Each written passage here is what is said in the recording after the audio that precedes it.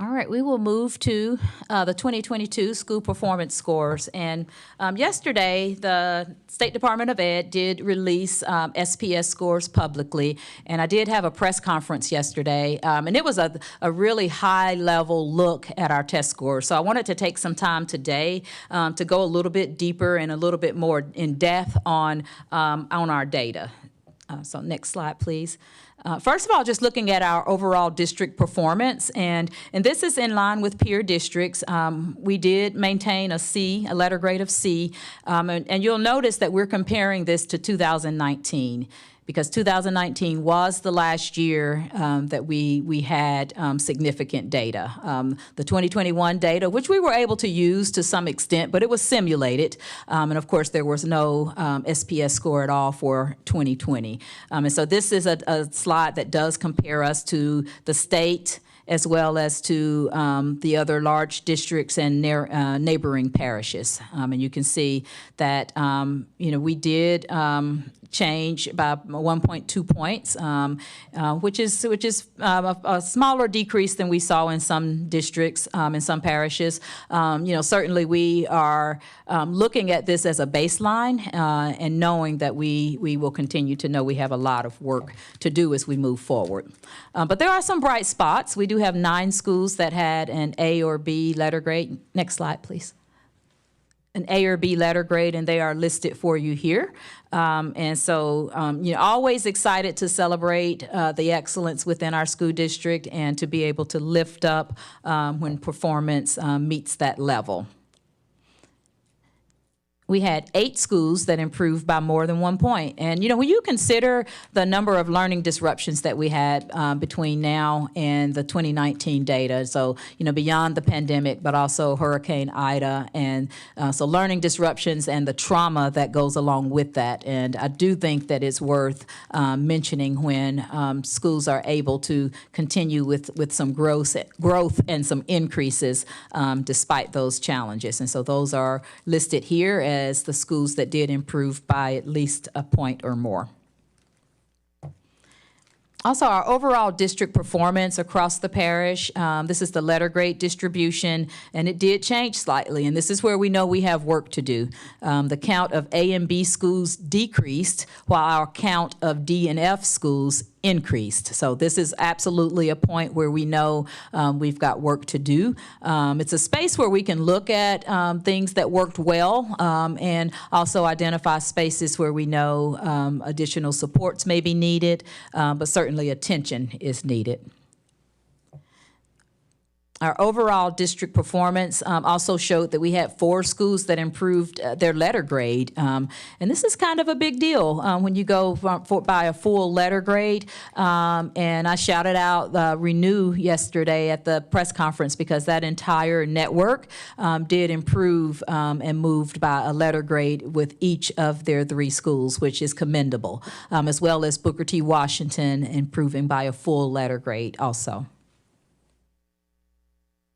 The progress index, I mentioned this yesterday, and so this is where we look at growth. It is important that even though we do want our scholars to be working at or above grade level, there's also a space where we want to ensure that we're growing our scholars. And so this measure is based on students reaching their growth to mastery goals and students performing well on assessments compared to other students of similar demographics, as well as maintaining high levels of achievement year over year. And so although our actual letter grades certainly leave a lot to be desired and shows that we have a lot of work to do, we do know that we can say that essentially we're moving in the right direction, meaning that growth is being made in terms of individual students approaching mastery.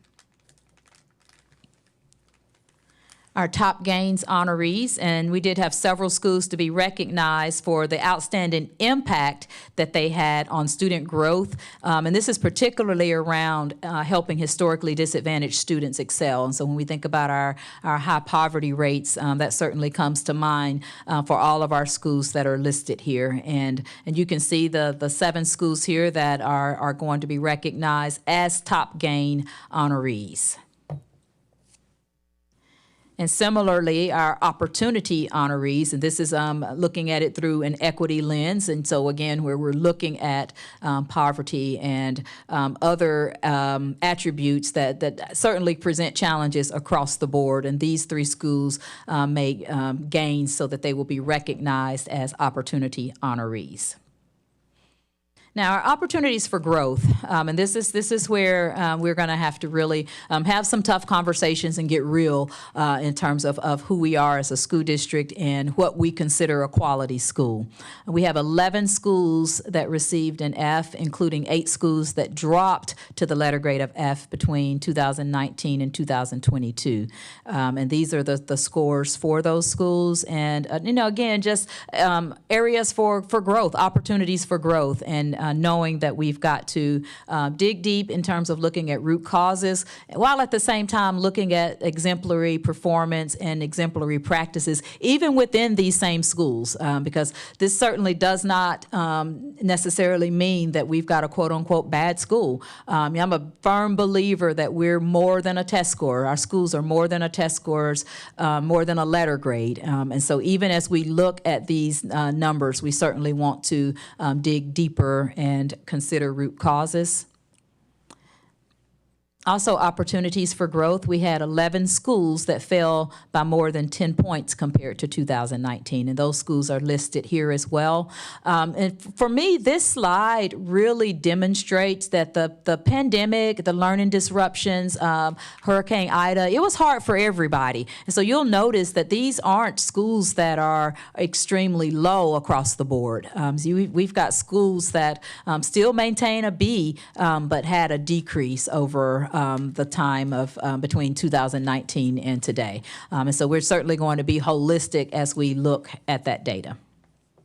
In terms of our next steps, I mentioned several times about identifying exemplars and sharing best practices. I've started having conversations with our school leaders on what that looks like, and I recognize that competition is real. And I do know that there's got to be a space where we look at the good of the entire community as well as the entire school district. And so I'm excited that we've got a number of school leaders who are completely on board in terms of how we identify exemplary teachers and practices and how we can best share those district-wide. Also looking at the supports for teachers, and especially our new teachers. I've often said that if we can retain, we don't have to keep recruiting. And we do have a teacher shortage, and there's very little evidence that that shortage is going away. And so it would be incumbent upon us to make sure that we are supporting, loving on, valuing our teachers so that we can retain our teachers. And one area of support that I have already identified is around the science of reading. And again, that's based on Act 108, and we do have all of our kindergarten through third grade teachers who are engaging in that work. I mentioned NOLA PS Care, so that will absolutely be a next step and a space for support. Also, a 5-year portfolio plan. The cabinet and I have begun talking about this, and I shared this information with the school leaders on my call today, and it will be the topic for my school leaders meeting on November 29th, where we're going to talk about what it looks like to truly plan to improve school quality over the next 5 years. And this is year 0, so this will be a planning year where we're not only unpacking policies and looking at our CSAF, which is already in place, but also reviewing contracts and looking at what other districts are doing across the nation and identifying best practices from across the nation. I mentioned advisory council, so certainly looking forward to engaging. And then continuing to analyze this SPS data to include demographic breakdowns. What you're seeing tonight is still based on a fairly high-level overview compared to what truly interrogating the data and disaggregating the data looks like.